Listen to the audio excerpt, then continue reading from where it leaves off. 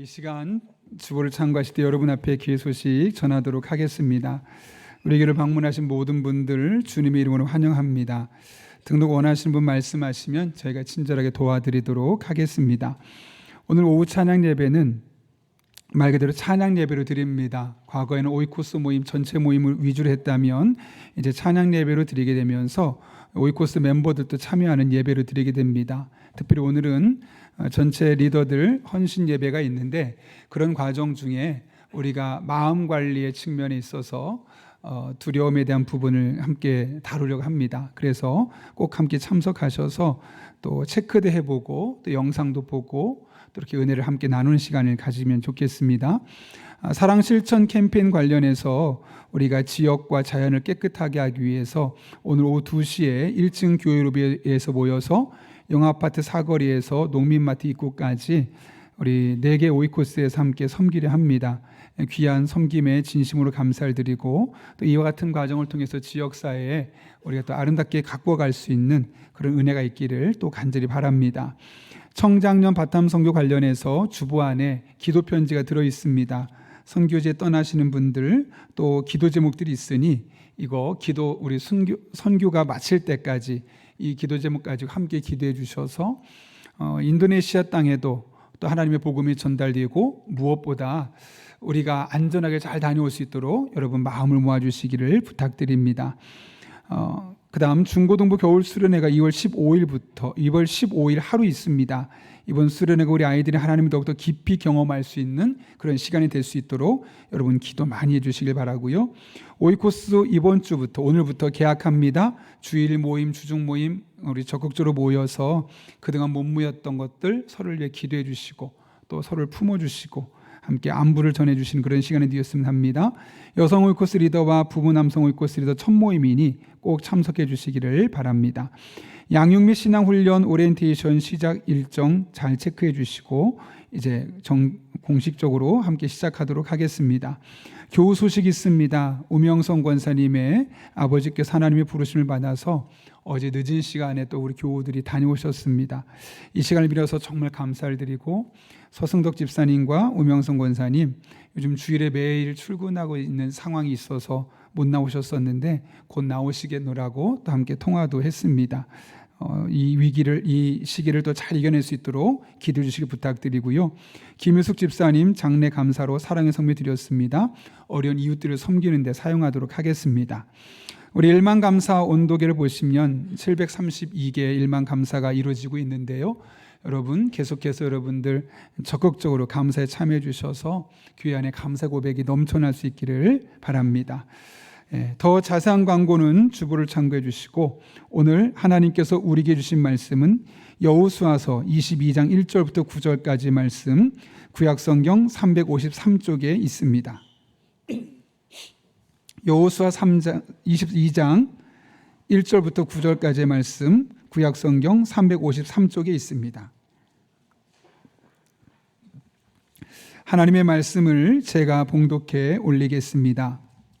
그때 여호수아가 르우벤 사람과 갓 사람과 므낫세 반 지파를 불러서 그들에게 이르되 여호와의 종 모세가 너에게 명령한 것을 너희가 다 지키며 또 내가 너에게 명령한 모든 일에 너희가 내 말을 순종하여 오늘까지 날이 오래도록 너희가 너희 형제를 떠나지 아니하고 오직 너희 하나님 여호와께서 명령하신 그 책임을 지키도다. 이제는 너희 하나님 여호와께서 이미 말씀하신 대로 너희 형제에게 안식을 주셨으니 그런즉 이제 너희는 여호와의 종 모세가 요단 저쪽에서 너희에게 준 소유지로 가서 너희의 장막으로 돌아가되 오직 여호와의 종 모세가 너희에게 명령한 명령과 율법을 반드시 행하여 너희의 하나님 여호와를 사랑하고 그의 모든 길로 행하며 그의 계명을 지켜 그에게 친근히 하고 너의 마음을 다하며 성품을 다하여 그를 섬길지니라 하고 여호수아가 그들에게 축복하여 보내매 그들이 자기 장막으로 갔더라. 므낫세 반 지파에게는 모세가 바사에서 기업을 주었고 그 남은 반 지파에게는 여호수아가 요단 이쪽 서쪽에서 그들의 형제들과 함께 기업을 준지라. 여호수아가 그들을 그들의 장막으로 돌려보낼 때 그들에게 축복하고 말하여 이르되 너희는 많은 재산과 심이 많은 가축과 은과 금과 구리와 새와 심이 많은 의복을 가지고 너희의 장막으로 돌아가서 너희의 원수들에게서 탈취한 것을 너희의 형제와 나눌지니라 하매 르우벤 자손과 갓 자손과 므낫세 반 지파가 가나안 땅 실로에서 이스라엘 자손을 떠나 여호와께서 모세에게 명령하신 대로 받은 땅 곧 그들의 소유지 길앗으로 가니라. 아멘. 이것은 하나님의 말씀입니다. 우리 함께 기도하고 하나님의 말씀 나누겠습니다. 거룩하신 아버지 하나님, 오늘도 불러주시고 예배하게 하시고 말씀 앞에 서게 하신 은혜 감사합니다. 우리 한 사람 한 사람의 마음의 문을 활짝 열어주시고 피곤치 않게 하시고 선포된 말씀을 내게 주신 말씀으로 받을 때 이 말씀이 생명과 능력과 지혜가 되게 도와주셔서 우리의 현재의 삶과 남은 삶을 하나님 은혜 안에 순적하게 인도하여 주옵소서. 예수님의 이름으로 기도하옵나이다. 아멘. 우리 한번 앞뒤 좌우 있는 분 보시면서 이렇게 인사해 볼까요? 저만큼 행복하세요. 이렇게 인사하겠습니다.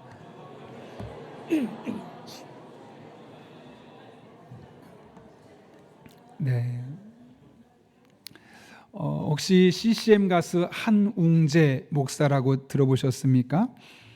그분이 쓴 책 중에 오늘 은혜라는 짧은 에세이들이 기록된 책이 있습니다. 제목만 보고 너무 은혜가 되어서 보았는데 사실은 부제목이 훨씬 더 저희 마음에 다가왔습니다. 부제는 일상에 꽉 찬 하나님의 은혜를 보는 눈. 뭐라고요? 우리의 일상 속에 꽉 차 있는 하나님의 은혜를 보는 눈. 이것이 바로 오늘 은혜라는 책의 제목입니다. 쉽게 말하면 우리들의 소소한 일상 속에 하나님의 은혜가 이미 가득 채워져 있다는 거예요. 문제는 우리가 그것을 잘 보지 못한다는 거죠. 왜 그것을 못 보느냐? 우리도 모르게 은혜 그러면 자꾸만 큰 것, 성공한 것, 감격스러운 것, 형통한 것, 응답받은 것, 이런 좋은 사건들만 연결시키다 보니까 우리 삶에는 꽉 차 있는 하나님의 은혜를 보는 것이 아니라 이 은혜의 일부분만을 보게 된다는 거죠. 여러분 잘 아시는 것처럼 하나님의 은혜는 성공이나 감격스럽거나 형통하거나 응답되거나 그럴 때만 우리에게 주어지는 것이 아닙니다. 때로는 어그러진 일상 속에서 또 위태로운 발걸음 안에서 또 공허한 마음 속에서도 하나님의 은혜를 우리는 충분히 발견할 수 있죠. 따라서 우리는 기쁜 시간, 감격스러운 순간뿐만 아니라 넘어지고 상처받고 두려워하는 시간 속에서도 날마다 하나님의 은혜를, 특히 우리 인생 가운데 꽉 차 있는 그 하나님의 은혜를 경험할 수 있습니다. 그래서 그는 이 책에서 이런 말을 남깁니다. 일상이 모이면 그게 일생인 거야. 그러니 일생을 잘 살려거든 일상을 구해내야지. 이게 무슨 말일까요, 여러분? 우리의 한평생 일생을 잘 살려면 소소한 일상을 잘 살아나야 되고 또 그러려면 이미 내게 주어진 오늘 이 시간을 잘 살아낼 때 이와 같은 삶이 가능하다는 것을 우리에게 말씀하고 있는 겁니다. 바라기는 여러분의 매일이 일상에 꽉 찬 하나님의 은혜를 경험하는 그런 그 오늘이 될 수 있기를 예수님의 이름으로 축원합니다. 오늘 본문은 우리에게 은혜로 꽉 찬 일상을 보낼 수 있는 도록 하나님께서 우리에게 주신 말씀이죠. 가나안 땅을 정복하고 이스라엘 백성들에게 땅을 분배하는 일이 어느 정도 마무리가 되어가던 무렵 여호수아는 요단 동편에 있었던 세 지파를 부릅니다. 르우벤과 갓과 므낫세 지파를 불러서 그동안 수고했다고 말하면서 그들의 땅으로 돌아가라고 이야기합니다. 오늘 본문 4절의 말씀인데 이렇게 기록되어 있죠. 그런즉 이제 너희는 여호와의 종 모세가 요단 저쪽에서 너에게 준 소유지로 가서 너희의 장막으로 돌아가되. 잘 아시는 것처럼 이 세 지파는 이미 약 7년 전쯤에 요단 동쪽을 분배받았습니다. 다른 지파보다 먼저 땅을 분배받은 특권을 누리고 있었던 것이죠. 그래서 여호수아가 한 가지를 부탁합니다. 제발 한 가지 부탁하는데 요단강을 건너가서 그 땅을 다 정복할 때까지 우리와 함께 싸워달라. 그렇게 부탁을 합니다. 당시에 가장 강력하고 막강한 군사력을 가지고 있었던 이 세 지파들은 여호수아의 요청을 따라서 7년이 넘는 긴 세월 동안 치러진 수많은 전투에서 선봉장에 서면서 그 가나안 정복 전쟁을 승리를 이끄는데 많은 기여 결정적인 역할을 했습니다. 그리고 이제 이 정복 전쟁이 끝나가는 시점에서 고향으로 돌아가서 일상의 삶을 살게 되는 겁니다. 지금까지 7년 넘는 시간을 군인으로서 매일매일 싸웠습니다. 그러나 이제는 그들의 원래 자리로 돌아가서 농부로서, 또 목축업을 하던 사람으로서, 목수로서 다양한 자신의 직업으로 돌아가는 겁니다. 이렇게 일상으로 돌아가는 그들에게 여호수아가 두 가지를 권면합니다. 왜냐하면 전쟁터에서 싸울 때의 모습과 일상의 삶으로 돌아와서의 모습은 전혀 다를 수 있기 때문에 그렇습니다. 제가 지난해 오은영의 금쪽 상담소라는 프로그램 하나를 보았었는데 세계적인 발레리나 김주원 씨가 나옵니다. 당시 그녀의 나이는 46살인데 그녀가 눈물까지 흘리면서 무용수에게는 두 번의 죽음이 있습니다. 첫 번째 죽음은 은퇴, 무대에서 내려오면서 은퇴하는 순간이고, 두 번째 죽음은 나이가 들어서 모든 사람이 죽는 그 죽음을 의미합니다. 그러면서 무용수들이 가장 슬퍼하는, 가장 힘들어하는 죽음은 놀랍게도 첫 번째 죽음, 다시 말하면 열심히 일했던 그 무대를 떠나는, 그 은퇴하던 그 순간이라고 합니다. 내가 그동안 수십 년 동안 해왔던 일을 그만두고 새로운 일에 가서 내가 과연 이 일을 잘 해낼 수 있을까? 일상으로 온전히 복귀할 수 있을까? 그런 불안함과 두려움이 그들의 삶에 엄습하기 때문에 그렇지요. 실제로 그 프로그램 안에서 정영돈 씨가 그 옆에 도움을 주면서 패널로 이런 이야기를 합니다. 안정환 씨 같은 경우는 축구선수로 은퇴하고 나서 8개월 동안 칩거, 즉 집을 나가서 다른 곳에 가지 않고 거의 집 근처에서만 생활을 했었다 말할 정도로 많은 사람들이 그들의 은퇴 이후의 삶을, 또 그들의 삶이 바뀌는 것을 힘겨워합니다. 지금 세 지파의 군인들도 마찬가지죠. 이들은 7년을 넘는 시간을 계속 싸움만 했던 베테랑 군인들입니다. 그런데 이제 이런 익숙했던 삶을 뒤로 하고 과거의 삶으로 돌아가서 은퇴하고 평범한 삶으로 돌아가는 거죠. 지금 이 시점에서 이들의 일상의 삶, 즉 오늘을 잘 살 수 있도록 여호수아가 그들에게 두 가지를 요청한 것이죠. 그것이 무엇입니까? 첫 번째로는 하나님과 좋은 관계를 유지하라는 겁니다. 오늘 본문 5절의 말씀 같이 한번 읽어볼까요? 같이 읽습니다. 시작. 오직 여호와의 종 모세가 너에게 명령한 명령과 율법을 반드시 행하여 너희 하나님 여호와를 사랑하고 그의 모든 길로 행하며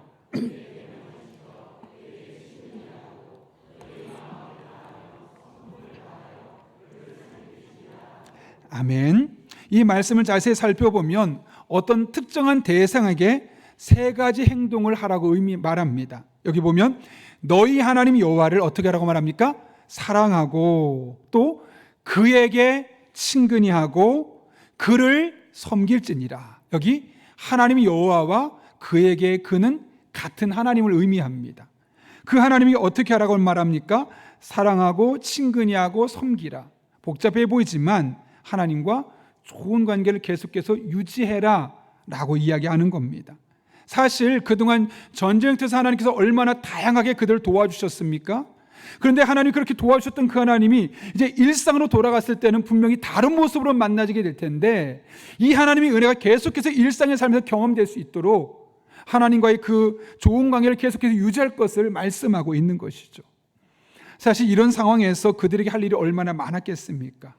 그런데 여호수아는 그들에게 땅을 더 많이 정복해라, 농사 지으려면 이렇게 해라, 성읍을 더 튼튼하게 지어라, 이런 말을 하지 않았습니다. 오직 하나, 하나님과 깊은 관계를 지속적으로 맺어가라 라고 이야기를 하고 있는 것이죠. 여기서 그는 세 가지 동사를 사용했습니다. 첫 번째로 여호와 하나님을 사랑하라 라고 되어 있는데, 이것은 아하브라는 히브리어 단어입니다. 좋아하다, 기뻐하다는 뜻을 갖고 있죠. 무슨 말이냐면 하나님과 너의 관계가 의무적인 관계가 되는 것이 아니라 하나님을 생각만 해도 너무나 기쁘고 즐거울 수 있는 관계를 만들어가라는 겁니다. 하나님을 생각하면 너무너무 좋아서 어제 예배 드렸지만 또 한 번 예배가 드려지고 싶고, 기도했지만 또 기도하고 싶고, 말씀을 읽었지만 또 읽고 싶어지는 그런 의무적으로 어쩔 수 없이 세워지는 그런 관계가 아니라 생각만 해도 너무 좋고 기쁘고 행복한 관계를 맺어가라는 거죠. 두 번째로 사용한 친근하라라는 단어는 따바크입니다. 이거 뭐냐면 착 달라붙다는 뜻입니다. 하나님을 붙들라는 거죠. 여러분, 전쟁터에서 만난 하나님 얼마나 놀라웠습니까? 정말 기적도 베푸셨고 손을 쓰지 않았음에도 불구하고 승리를 주셨습니다. 근데 그 하나님을 일상의 삶에서 경험할 수 있습니까? 저는 다른 모습으로 만나지게 되겠죠. 그럼 그들의 마음속에 어떤 일이 생길까요? 그동안 믿었던 하나님에 대한 그 은혜가 조금씩 식어져 가겠죠. 그렇게 되지 않도록 하나님을 착 달라붙어서 그분을 따라가라 라고 말씀하고 있는 겁니다. 세 번째로는 섬길진이라 라는 단어인데, 사실 이 단어를 해석하기보다는 그 앞에 수식되어 있는 표현이 너무너무 중요합니다. 뭐라고 되어 있냐면 마음과 성품을 다하여 섬기라 라고 되어 있습니다. 이게 뭐냐면 억지로 하지 말고, 성품은 목숨을 걸 만큼이라는 뜻을 갖고 있습니다. 억지로 하지 말고 자원하는 마음으로 내 목숨을 걸 만큼 하나님을 열심히 섬기는 삶을 살아라 라고 권면하고 있는 것이죠. 지금 은퇴하고 새로운 길을 걸어가고 미래가 두려운 그들에게 여호수아가 요청한 것은 딱 하나입니다. 하나님과의 관계가 식어지지 않도록 그 관계를 지속적으로 유지해라. 여러분, 그런데 그것이 어떻게 가능할까요? 여호수아가 오직 오늘 한 가지를 강조하고 있습니다. 그것은 바로 하나님의 말씀이죠. 말씀을 잘 보십시오. 이렇게 되어 있습니다. 명령과 율법을 반드시 행하여 라고 되어 있고, 그 밑에 두 가지 행동이 따라옵니다. 너희 하나님 여호와를 사랑하고 그의 모든 길로 행하며, 또 하나는 그의 명령을 지켜, 또 두 가지 행동이 따라오죠. 그에게 친근히 하고 마음을 다하며 성품을 다하여 그를 섬길지니라 하고. 이게 무슨 말일까요, 여러분? 하나님을 사랑하고 그분께 착 달라붙는 삶을 살고 온 마음을 다하며 섬길 수 있는 길은 명령과 율법을 반드시 지킬 때 가능하다는 사실을 분명하게 말씀하고 있는 것이죠. 왜냐하면 하나님의 말씀을 따라 살면 하나님의 마음을 알게 되고, 하나님의 말씀을 따라 살면 하나님께서 기뻐하는 일들을 행하게 되고, 하나님의 말씀을 따라 살면 저절로 하나님께서 원하시는 삶을 살게 되어 있기 때문에 그렇습니다.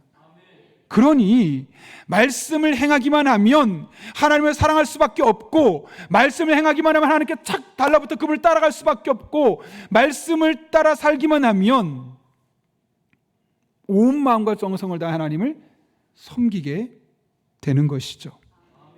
그래서 사단이 하는 일이 뭘까요? 말씀을 들을 때 은혜 받지 못하게 합니다. 저 설교는 내가 원하는 스타일이 아니야. 혹은 피곤하게 만들고, 혹은 다른 생각이 나게 만들고, 예배 끝나고 날 해야 될 일들이 자꾸만 생각나게 만들고, 그래서 말씀에 집중하지 못하게 하고 그 말씀으로 은혜 받지 못하도록 하는 것이 바로 사단의 괴계입니다. 왜냐하면 그렇게 해서 하나님의 말씀을 은혜 받지 못하면 어떤 일이 생길까요, 여러분? 하나님을 사랑하는 마음이 조금씩 줄어들겠죠. 결국 우리의 신앙은 침체될 수밖에 없고, 우리는 사단의 밥이 될 수밖에 없는 겁니다. 마태복음 13장을 보게 되면 4개 밭이 있다고 이야기합니다. 그러면서 우리가 하나님의 말씀을 들음에도 불구하고 은혜 받지 못하는 이유들을 설명하는데, 전제는 말씀을 들었습니다. 근데 뭐가 다르냐면 길가에 뿌려진 씨앗은 어떻게 되냐면 악한 자가 와서 마음에 뿌려진 것을 빼앗았다고 합니다. 이게 무슨 말이냐면 설교를 들을 때 그 설교가 은혜가 되지 않도록 사단이 다양한 방법을 동원해서 은혜 못 받게 한다는 거예요. 분명히 은혜를 받아야 되는데, 그 말씀이 감동이 되어야 되는데, 내게 주신 말씀으로 들려져야 되는데 내 머리를 복잡하게 만듭니다. 그래서 그 말씀이 은혜가 되지 않도록 해서 그 말씀 은혜를 빼앗아 버린다는 거죠. 여러분, 이런 영적인 현상이 우리가 말씀을 들을 때마다 나타나는 겁니다. 만약 여러분이 예배를 들음에도 불구하고, 하나님 말씀 들음에도 불구하고 은혜가 되지 않는다, 물론 1차적으로는 설교자인 저에게 문제도 있겠지만 또 하나의 문제가 있다면 사단이 은혜 받지 못하듯 그 말씀 은혜를 빼앗아 간다는 있다는 사실을 반드시 기억할 수 있기를 바랍니다. 또 하나의 밭이 있죠. 돌밭입니다. 말씀을 듣고 즉시 기쁨으로 받지만 환난이나 박해가 일어나면 그 말씀을 포기해버리는, 또 가시떨기 밭이 있습니다. 세상의 염려와 재물의 유혹 때문에 말씀이 너무나 막히는, 분명히 하나님의 말씀이 선포되었는데 그 말씀을 아멘으로 받기보다는 내 문제가 너무나 크게 느껴지는 겁니다. 그 염려가 걱정이 있어서 그 말씀을 제대로 붙잡지 못하는, 그래서 은혜 받지 못하게 한다는 것이죠. 여러분, 좋은 땅은 간단합니다. 듣고 깨닫는 사람입니다. 깨닫는다는 말은 다른 말로 하면 이런 뜻이구나 하고 자신의 삶에 적용하고 그 말씀대로 살아가려는 사람을 일컬어 듣고 깨닫는 사람이라고 성경은 번역합니다. 그런 사람에게는 100배, 60배, 30배의 결실을 맺게 된다고 분명히 말씀하고 있습니다.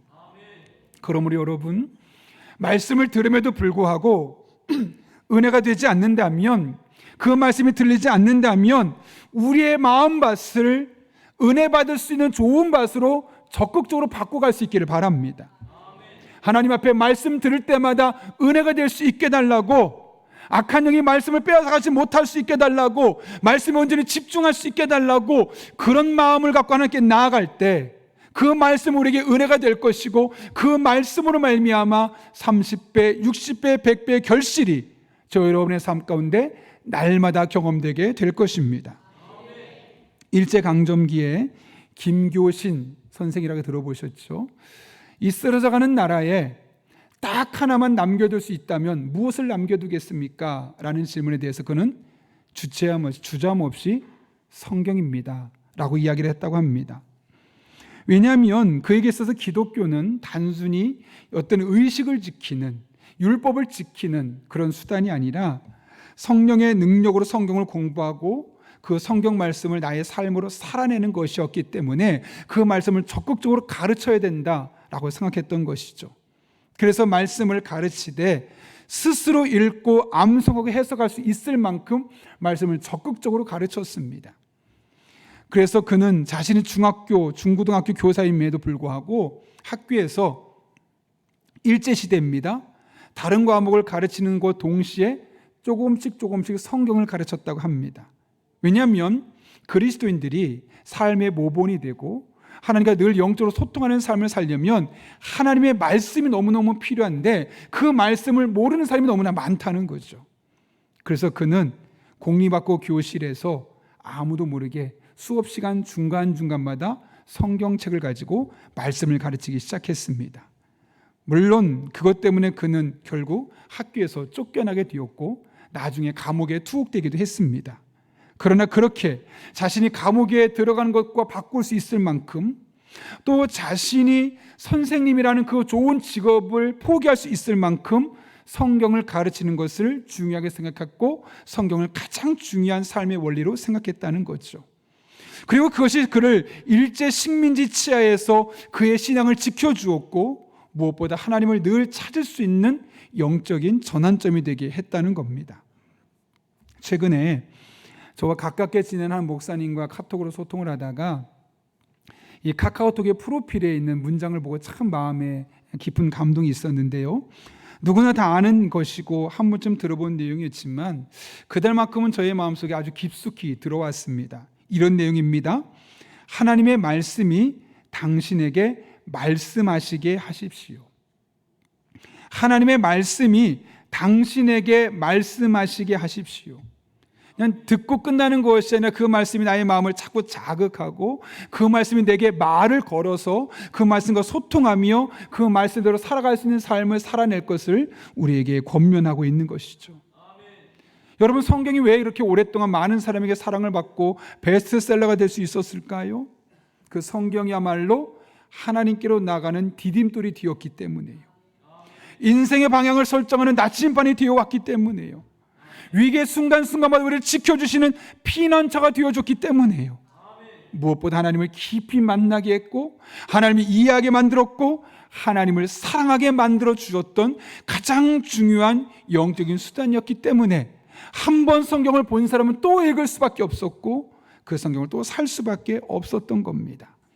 그러므로 여러분의 삶에서 정말 하나님과 깊은 그리고 두터운 인격적인 관계를 맺길 원한다면 성경을 통해서 하나님을 알아가는 영적인 특권을 포기하지 마시기 바랍니다.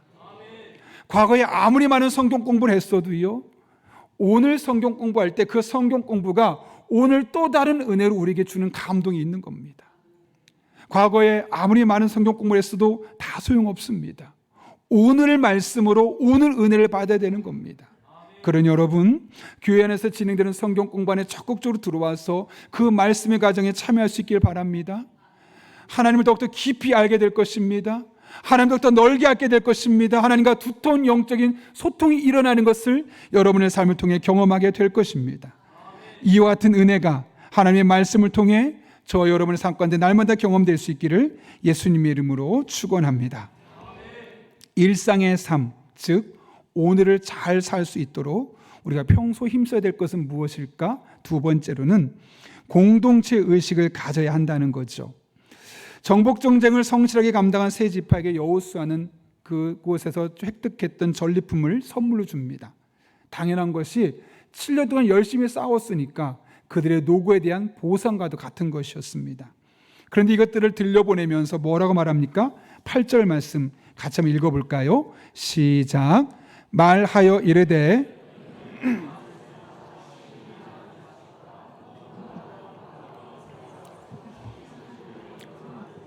너희의 장막으로 돌아가서 너희의 원수들에게서 탈취한 것을 너희의 형제와 나눌지니라 하매 아멘. 어떻게 하라고요? 나누라 그래요. 또 엄밀히 말하면 이것을 나눌 의무가 없습니다. 왜냐하면 그들이 목숨 걸고 싸워서 쟁취했던 재물들이기 때문에요. 그런데도 여호수아는 이것을 나누라고 이야기합니다. 무슨 말일까요, 여러분? 가난한 사람들을 도우라는 걸까요? 만약 그런 것이었다면 가난한 사람들을 도우라라고 이야기했을 겁니다. 그냥 오늘 본문은 나누라라고 이야기합니다. 그러니까 가난한 사람을 도우라는 의미도 그 안에 내포되어 있었겠지만 더 의도하는 바가 있었다는 거죠. 그것이 뭐냐면 바로 너희의 형제와 나눌지니라. 바로 너희의 형제라는 부분을 강조하고 있는 겁니다. 너희가 나눌 대상은 다른 누구가 아니라 너희와 영적인 소통을 이루고 있는 믿음의 공동체에 속한 형제들이야. 그러니 그들과 나누는 것을 아까워하지 마라고 이야기하고 있는 것이죠. 여러분, 신앙생활에 있어서 공동체는 너무나 중요한 요소입니다. 왜 그렇습니까? 서로의 연약함을 담당하고 서로에게 힘이 되어주고 서로의 영혼을 책임져주고 서로를 위해서 기도하고 문제를 함께 풀어갈 수 있는 은혜가 바로 이 공동체 안에서 이루어지기 때문에 그렇습니다. 코트라라는 곳이 있죠. 그곳에서 오랫동안 일했던 홍익희 씨가 쓴 유대인 이야기라는 책이 있어요. 그 책을 보게 되면 유대인의 특성에 대해서 아주 자세하게 언급하고 있는데, 그가 말하기를 유대인에게 다양한 특징들이 있는데 가장 큰 특징은 뭐냐면 바로 공동체 정신이 아주 강하다는 겁니다. 그러면서 약 200년이 넘는 시간 동안 그들이 디아스포라로 여러 나라에 떨어져 살았었지만 그럼에도 불구하고 몇 명씩 함께 힘을 합치면서 잘 견디고 버틸 수 있었던 것은 바로 단결심, 공동체 의식 때문이었다라고 이야기를 하죠. 그리고 이렇게 말합니다. 그들이 그 공동체 의식을 가장 잘 설명해 주는 나무는 바로 올리브 나무다. 갈릴리에 있는 한 올리브 나무는 수령이 약 2300년이 되었다고 하고요. 또 예루살렘에 있는 나무는 약 1000여 년이 넘은 나무가 꽤 많다고 합니다. 여러분, 올리브 나무가 어떻게 이렇게 1000년 혹은 2300년 이렇게 오랜 시간 동안 썩지 않고 잘 살아남을 수 있었을까요? 올리브 나무가 오래 견딜 수 있는 것은 독특한 면역 체계가 그들에게 있기 때문에 그렇습니다. 보통 메뚜기 떼가 찾아와서 이 올리브 나무를 갉아먹기 시작하는데 딱 갉아먹자마자 그 올리브 나무 안에서 화학작용이 일어납니다. 그러면 이 화학작용이 일어나면서 냄새가 나기 시작하고 이 냄새 메뚜기 떼가 아주 싫어하는 냄새입니다. 이 냄새가 옆에 나무로 가게 되면 그 옆에 나무는 그 냄새만 맡고도 또 다른 화학작용을 일으키게 되고, 그렇게 올리브 농장에 있는 모든 올리브 나무가 서로 화학작용을 통해서 메뚜기 떼가 근접할 수 없을 만한 냄새를 피운다는 겁니다. 사람에겐 그렇게 나지 않는 냄새인데 메뚜기 떼가 그렇게 유독 싫어하는 냄새가 나면서 결국 메뚜기 떼가 올리브 나무를 해하지 못하고 도망가게 된다는 거죠. 이렇게 옆에 있는 나무들에게 옮겨진 냄새는 결국 또 다른 올리브 나무를 보호해 주는 역할을 하게 되면서 1000년, 2000년 이상 되는 올리브 나무가 가득한 겁니다. 그래서 유대인들은 이 올리브 나무를 볼 때마다 공동체성을 생각한다고 합니다. 내가 존재하는 이유는 단지 나만을 위한 것이 아니라 때로는 내가 누군가에게 도움이 되어주고 때로는 누군가가 나에게 도움이 되어주기 위한 거야. 마치 올리브 나무가 그런 것처럼 생각해 보십시오. 그 많은 올리브 나무 중에 어떤 올리브 나무에 가장 먼저 메뚜기가 앉을지 누가 알겠습니까? 그러나 가장 먼저 메뚜기가 앉는 순간 화학작용이 일어나고 그 옆에 있는 나무에게로 냄새가 퍼지기 시작하면서 모든 나무가 건강하게 세워질 수 있는 것이죠. 그래서 그들은 철저하게 올리브 나무를 볼 때마다 공동체성을 생각하라고 이야기한다는 거죠. 저도 이스라엘 성지순례를 가봤는데 정말 올리브 나무가 없는 곳이 없습니다. 그러니까 이들은 지나갈 때마다 올리브 나무를 보겠죠. 그 나무를 보면서 무슨 생각하겠습니까? 아, 우리는 공동체지. 저렇게 한 군집을 이루는 것처럼 우리도 공동체로 살아야 돼. 서로 도와주고 서로 힘이 되어주고 서로 영향력을 끼치면서 살아가야 돼. 올리브 나무를 볼 때마다 그런 의식을 갖고 살아가는 겁니다. 그래서 그들은 철저하게 서로를 한 형제로 여기고 도와가라 라고 이야기를 하는 거죠. 제가 설교를 준비하면서 기사를 좀 검색할 일이 있었는데 놀란 기사를 하나 보게 되었어요. 무슨 기사냐면 이스라엘 병사 하나가 잡혀갔던 겁니다. 팔레스타인 군에게. 이 한 군사를 데려오기 위해서 협상을 하게 되겠죠. 그럼 보통 여러분 포로 인질을 협상할 때 어떻게 협상하던가요? 1대1로 보통 협상하지 않습니까? 우리 한 사람 줄 테니까 한 사람 보내줘라. 그런데 이 한 사람을 데려오기 위해서 몇 명과 바꾼지 아십니까? 포로 1100명이요. 그럼 이 한 사람이 뭐 유명한 사람, 장군급이냐? 아니요.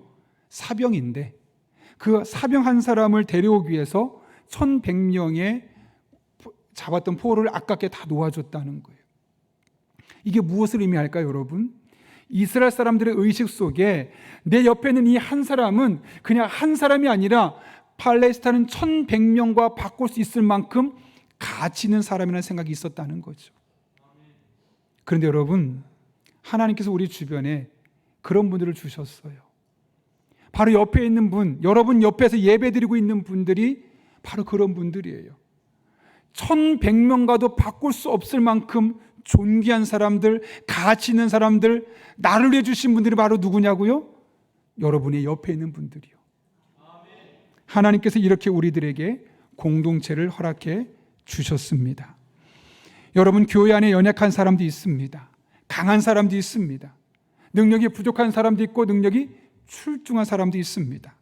왜 이렇게 서로 다른 존재가 있는 것일까요? 부족함을 담당하고 서로 채워가도록 하기 위함이죠. 그래서 하나님은 히브리서 10장 24절에서 이렇게 이야기합니다. 서로 돌아보아 사랑과 선행을 격려하라. 서로 돌아보라는 거죠. 우리 주변에 1100명과도 바꿀 수 없는 가치를 가진 누군가가 너무 외로워하고 있진 않은지, 너무 힘들어하고 있진 않은지, 너무 속상하고 있지는 않은지 돌아보며 그들과 사랑을 나누고 선행을 격려하면서 그 믿음의 공동체를 아름답게 세워갈 것을 우리에게 말씀하고 있는 것이죠. 여러분, 하나님은 우리들의 일상에 하나님의 은혜로 꽉 채워놓으셨다고 말씀합니다. 그런데 여러분의 일상에서 이 하나님의 은혜를 날마다 경험하길 원하십니까? 그렇다면 말씀을 통해서 하나님과 지속적인 관계를 맺어갈 수 있기를 바랍니다. 그리고 하나님께서 주신 믿음의 공동체 지체들과 함께 힘을 주고 힘을 받는 그런 모습을 통해서 아름다운 공동체의 삶을 살아갈 수 있기를 바랍니다. 그럴 때 그 어느 곳에서도 세상 그 누구에서도 발견할 수 없었던 하나님의 꽉 차 있는 은혜를 여러분의 삶의 일상에서 발견하게 될 것입니다. 그런 은혜가 저 여러분의 삶 가운데 경험될 수 있기를 예수님의 이름으로 축원합니다. 우리 함께 기도하겠습니다. 이 시간 기도하실 때 오늘 말씀을 기억하며 우리 하나님 앞에 간절한 마음으로 기도하면 좋겠는데요. 하나님 앞에 이렇게 기도합니다. 하나님 아버지, 우리들의 일상의 은혜를 꽉 채워놓으신 것 감사합니다. 이 은혜를 날마다 경험하길 원합니다. 이를 위해 하나님의 말씀을 통해서 하나님과 깊은 관계가 지속될 수 있도록 우리를 붙들어 주옵소서. 또한 하나님께서 우리들의 삶에 허락하신 믿음의 공동체 지체들과 함께 힘을 주고 함께 힘을 받는 공동체의 삶을 살아가는 과정을 통해서 이 은혜를, 그 세상 누구도 줄 수 없는, 그 어느 곳에서 경험할 수 없는 이 꽉 채워진 은혜를 오늘 우리의 일상에서 경험하게 하여 주옵소서. 우리 이런 기도 제목 가지고 간절한 마음으로 1분 정도 하나님께 기도하겠습니다. 함께 기도합니다. 거룩하신 아버지 하나님, 오늘도 우리를 주님 전에 불러주시고 함께 예배할 수 있도록 은혜 베푸심에 진심으로 감사를 드립니다. 하나님을 바라보니 의자오니 능력으로 친히 함께 해주셔서 아버지 하나님 기뻐하는 삶을 살 수 있도록 주님께서 친히 축복하여 주시옵소서. 삶의 순간순간마다 하나님만을 붙들며 의지하는 주의 종들에게 하나님께서 친히 붙들어 주시길 원합니다. 거룩하신 아버지 하나님, 우리 성도들의 삶 가운데 은혜로 능력으로 역사하여 주옵소서. 그렇게 주님과 교업하는 일상이 되게 도와주시고 하나님의 믿음으로 나아갈 수 있도록 주님께서 친히 함께하여 주옵소서. 아버지 하나님과 동행하는 삶, 아버지 하나님과 소통하는 삶, 아버지의 영광이 나가는 삶이 될 수 있도록 우리 성도들에게 복을 더하여 주옵소서. 능력으로 함께하여 주옵소서.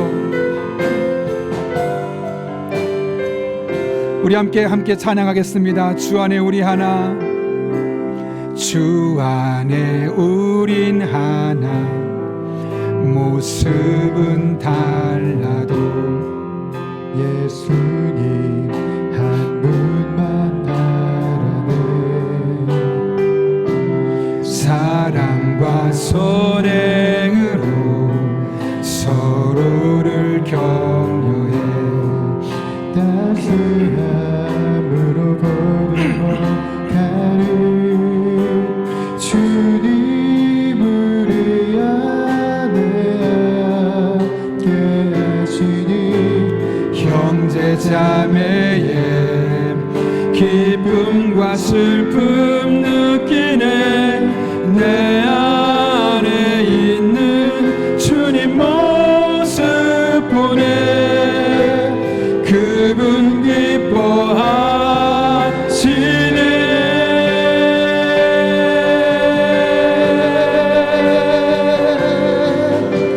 주님 우리를 통해 계획하시니 부족한 입술로 찬양하게 하시니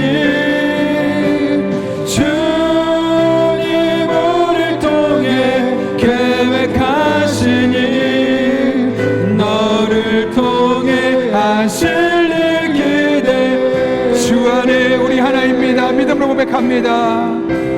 주 안에 우린 하나, 모습은 달라도 예수님 한 분만 바라네.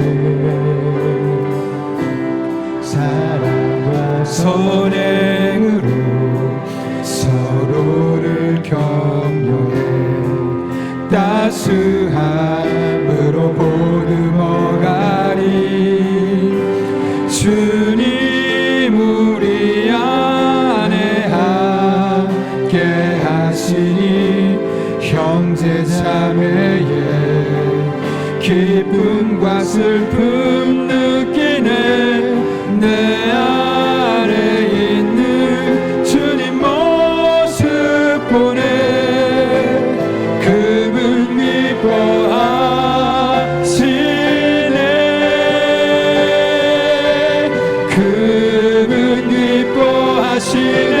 주님 우리를 통해 계획하시니 부족한 입술로 찬양하게 하시니 주님 우리를 통해 계획하시니 너를 통해 하실 일이 주님 우리를 통해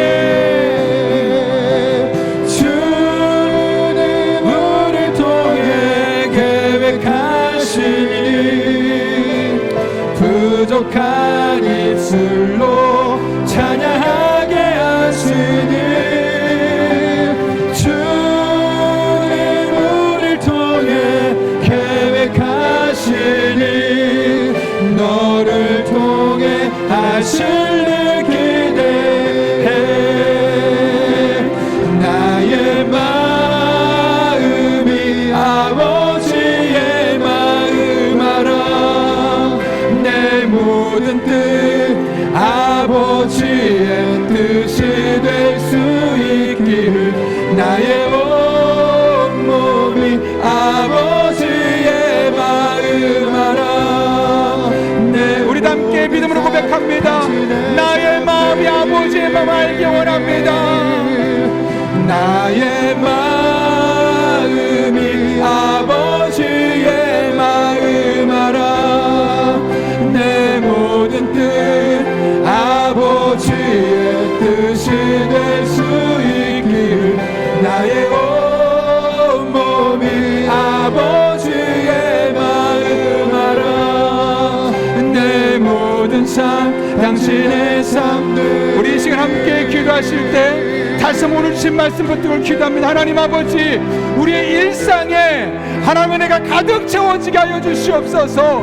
이를 통해 하나님의 말씀을 통해 하나님과 깊은 관계를 맺게 도와주시고 믿음의 공동체를 통해서 하나님의 풍성한 은혜를 경험하게 하여 주옵소서. 이런 기도 제목 가지고 우리 함께 간절한 마음으로 기도하겠습니다. 거룩하신 아버지 하나님 오늘 우리를 주님 전에 불러주시고 하나님 앞에 온전한 마음으로 기도하게 하시는 감사드립니다. 우리들 삶에 가득 채워져 있는 이 하나님의 은혜 이 하나님의 은혜 안에 살아가는 믿음의 사람 될 수 있도록 우리 성도들에게 복을 주시옵소서. 가득 채워져 있는 하나님의 은혜를 날마다 경험하길 원합니다. 누리길 원합니다. 이를 위해서는 하나님의 말씀 안에서 살아가게 하여 주시옵고 그 말씀을 통해서 하나님과 깊은 영적회를 이루어갈 수 있도록 하나님 아버지 은혜를 베풀어 주시옵소서. 아버지 하나님 간절히 소원합니다. 우리가 믿음의 공동체를 아름답게 세워가려 원합니다. 이 믿음의 공동체를 통하여서 하나님 기뻐하는 삶을 살게 도와주시고 하나님의 비영광을 수 있도록 아버지 하나님의 춤을 다하여 주옵소서. 그렇게 우리 성도들의 삶에 하나님 아버지의 마음을 깨닫게 도와주시고 하나님의 뜻이 이 땅에 우리를 통해 이루어지게 하여 주시옵소서. 우리를 통해 우리의 가정에 우리를 통해 우리의 교회 안에 우리를 통해 우리의 직장과 사업장에 하나님의 선한 뜻이 이루어지게 도와주시옵고 그렇게 하나님 앞에 영광을 돌리며 믿음으로 살아갈 수 있는 하나님의 사람들 되게 하여 주옵소서. 그렇게 우리 성도들에게 복을 주시고 우리 성도들의 삶을 새롭게 하여 주시옵소서. 하나님 앞에 영광을 돌릴 수 있도록 하나님 아버지 은혜와 능력으로 친히 역사하여 주시옵소서. 축복합니다. 우리 리더들을 축복합니다. 우리 성도들에게 복을 주시옵소서. 능력으로 함께 주시고 지혜로 함께 주시고 하나님 아버지 기뻐하는 삶을 살아갈 수 있도록 우리 성도들에게 복을 주시옵소서. 우리 성도들의 삶을 새롭게 해주시옵소서.